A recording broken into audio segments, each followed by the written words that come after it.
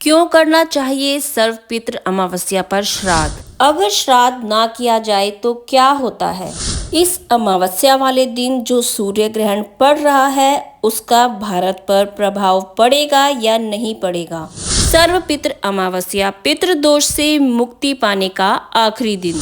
तो चलिए इन सभी बातों पर चर्चा करते हैं। जय श्री कृष्णा, राधे राधे। आप सभी का मेरे चैनल अंशु शर्मा 986 पर बहुत बहुत स्वागत है। जैसा कि आप सभी को पता है कि पितृपक्ष चल रहा है और इन पितृपक्षों का जो अंतिम दिवस होता है उसको सर्वपितृ अमावस्या कहा जाता है। सर्वपितृ अमावस्या 2025 21 सितंबर दिन शनिवार को 12:16 AM से लेकर 22 सितंबर रविवार को 1:23 तक समाप्त होगी। इस सर्वपितृ अमावस्या पर अपने पितरों को तृप्त करना परम आवश्यक होता है। अगर हम इन 15 दिनों में अपने पितरों के लिए कोई भी कर्म जैसे कि पिंडदान, ब्राह्मणों को भोजन कराना, दान देना, तर्पण करना, श्राद्ध कर्म इत्यादि नहीं करते हैं तो हमारे पितृगण अतृप्त रह जाते हैं, जिसके कारण व्यक्ति के जीवन में अनेकों कठिनाइयां आ जाती हैं, जैसे अकाल मृत्यु, ग्रह क्लेश, उन्नति का रुक जाना, घर के अंदर बीमारी आ जाना और बीमारी की जड़ पकड़ में ना आना, घर के अंदर आर्थिक तंगी रहना, पैसों की कमी रहना, नौकरी ना लगना या फिर व्यापार ठीक से ना चलना, घर के अंदर विवाह आदि का ना होना, वंश वृद्धि का रुक जाना, इस तरह की समस्याएं आ जाती हैं, जिसे पितृदोष के रूप में भी माना जाता है या पितृदोष का नाम दिया जाता है। तो इस पितृदोष से मुक्ति पाने के लिए सर्वपितृ अमावस्या का प्रावधान हमारे सनातन धर्म में बताया गया है। यह वो अवसर होता है जिस समय हम अपने पितरों को प्रसन्न करके उनका आशीर्वाद प्राप्त कर सकते हैं। कई लोगों को पता ही नहीं होता कि हमारे पितृ जो अब इस दुनिया में नहीं रहे तो उनकी इन 15 दिनों में कौन सी तिथि पड़ रही है। तो इस सर्वपितृ अमावस्या वाले दिन आप अपने सभी पितरों के निमित्त श्राद्ध, तर्पण व पिंड दान जैसे कर्म करके उन सभी आत्माओं व पितरों को प्रसन्न कर सकते हैं जो आत्माएं अतृप्त रह गई हैं। सर्वपितृ अमावस्या वाले दिन हर व्यक्ति को अपने पूर्वजों के लिए जो अब इस दुनिया में नहीं रहे हैं उनके लिए श्राद्ध करना चाहिए। किसी योग्य ब्राह्मण को घर पर बुलाकर उसको भोजन कराना चाहिए, उसको वस्त्र आदि देकर उसको दान दक्षिणा देनी चाहिए और अपने पितरों का स्मरण करना चाहिए। हो सके तो इस समय आप अपने पितरों का तर्पण करें, उनके नाम का यज्ञ हवन आदि करके अपने पितरों का स्मरण करें, जिससे आपके पितरों को मोक्ष प्राप्त हो और आपके पितृगण प्रसन्न होकर आपको आशीर्वाद देकर जाए।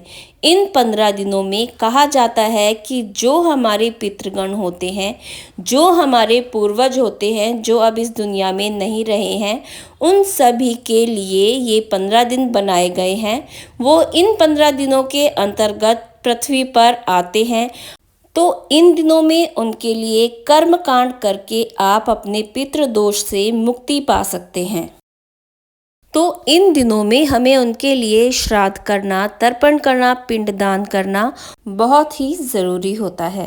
सर्वपितृ अमावस्या पर श्राद्ध करना इसलिए भी जरूरी है क्योंकि यह उन पूर्वजों को श्रद्धांजलि देने का आखिरी और महत्वपूर्ण दिन माना जाता है। इस दिन श्राद्ध करने से पितृ शांत होते हैं और उनको मोक्ष की प्राप्ति होती है। श्राद्ध और तर्पण करने से आत्माओं को शांति मिलती है और वो अगले जन्म के लिए तैयार हो जाते हैं और उन्हें मोक्ष की प्राप्ति हो जाती है। इसीलिए सर्वपितृ अमावस्या वाले दिन अपने पूर्वजों के निमित्त श्राद्ध कर्म करना बहुत ही जरूरी होता है, बहुत ही आवश्यक होता है।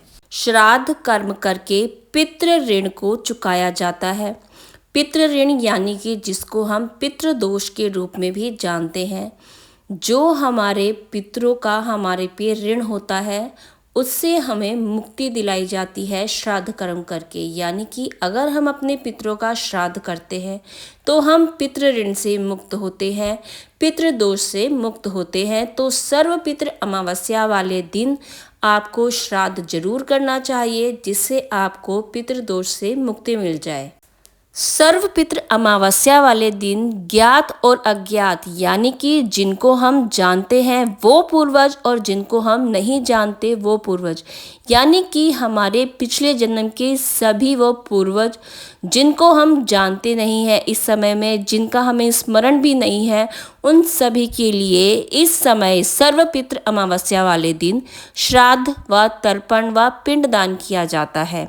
सर्व पितृ अमावस्या वाले दिन श्राद्ध को करके आप अपने जितने भी आपके जन्मों की गलतियां हैं या फिर जितने भी आपके जन्मों के दोष लगे हुए हैं वो सभी समाप्त हो जाते हैं।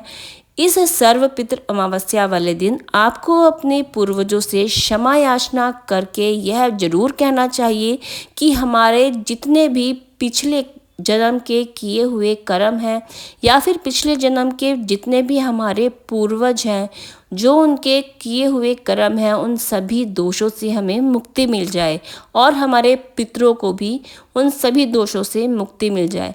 इस तरह से सर्व पितृ अमावस्या का बहुत ही महत्व है हमारे सनातन धर्म में। तो चलिए अब बात कर लेते हैं ग्रहण की।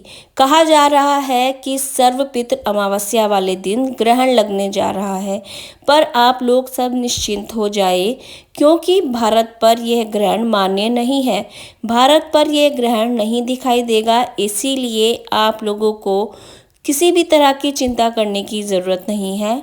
आप सर्व पितृ अमावस्या वाले दिन किसी भी समय दोपहर तक श्राद्ध कर्म कर सकते हैं। तो चलिए फ्रेंड्स, अगर आपको मेरा ये वीडियो पसंद आया है तो please like, share and subscribe ज़रूर कीजिएगा। इससे हमें पता लगता है कि आपको हमारे वीडियो पसंद आ रहे हैं और हमारा हौसला बढ़ता है।